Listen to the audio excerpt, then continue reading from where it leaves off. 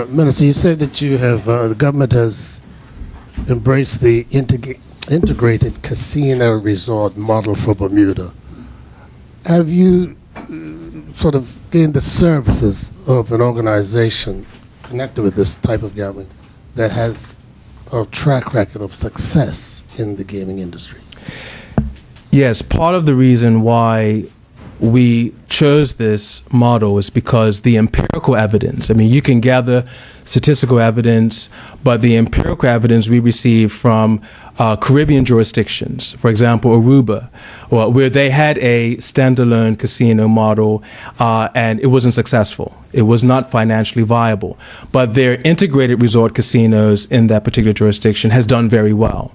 And we got the justification for that. And there are other jurisdictions where the integrated resort casino model was very successful. So based on that empirical data, we came to this decision. But in addition to that, the entire motivation for why we are introducing casinos to Bermuda is because we need to revive tourism. It's about tourism. It's about the tourism infrastructure, new hotel development, bringing in high-end brands to Bermuda. That's what's important, and so that's why we really resolved. And during the public education program, we would lay out all of the reasons that led us to this decision. Good afternoon, Minister. Good afternoon. I know you're going to have an education rollout later on, but in layman's terms, what is the integrated casino model, resort model? Integrated casino resort means that the actual casinos will be contained at hotel properties. There will be conditions and criteria to qualify.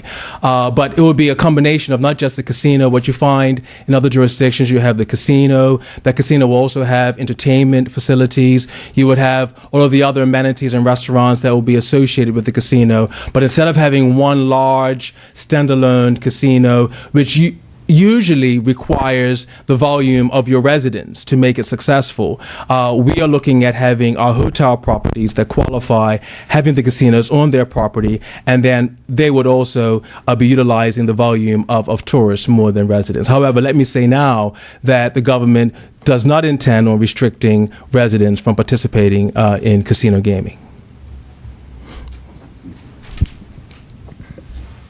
Good afternoon. Just one question, Minister.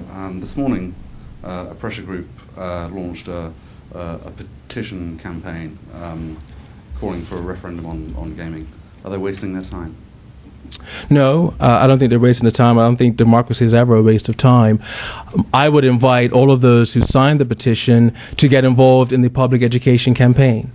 Clearly, they want to have their voices heard. We believe that this is going to be a transparent process. The government has made its decision, and I don't foresee the government wavering on that decision. But of course, democracy is always healthy, and we look forward to receiving that petition.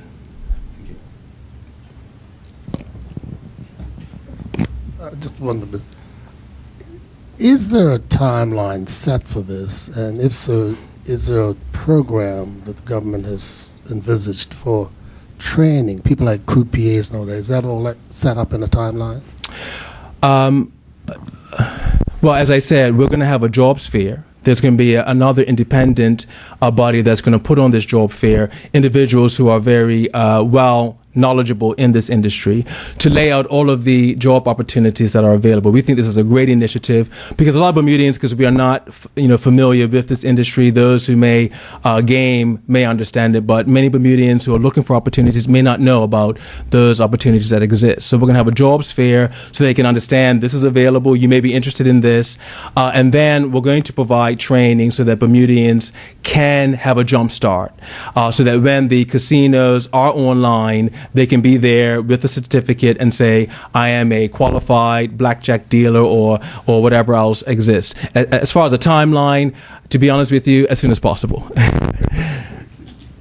Which I was going to ask about a different timeline. For example, the Greens are currently doing this major refurbishment at Fairmont Hamilton Princess. So how would that have implications, for example, on the hotel and where right now they're not planning on a casino, but then let's just say this passes, what happens? Well, I think we've got to be careful. I know individuals have made public statements about what the Greens' intentions are. And I can say that, unless you've spoken to the Greens, I don't think it's really appropriate to say what they're interested in. But they have a plan, and they are right now implementing what appears to be a very attractive redevelopment at the Fairmont Hamilton. Once we lay out the criteria and conditions, those properties that are interested and wish to qualify can apply. I think all of the individuals that I've spoken to in the hotel industry, and you would see that the BHA has been extremely supportive of this, understand that introducing this amenity, being able to attract new hotel development, bringing high-end brands to Bermuda is beneficial for the jurisdiction. And so who qualifies and what adjustments they might have to do to their property is to be something that we have to see in the future. One last question, Minister. What mistakes have you come across? You say one of the benefits getting to the industry late is to learn from mistakes from other jurisdictions. Can you highlight any mistakes, and if you could, where? Sure. For example, in Pavia, Italy, they have a very successful gaming industry there when you look at it in revenue terms only. The government is collecting billions of dollars in revenue.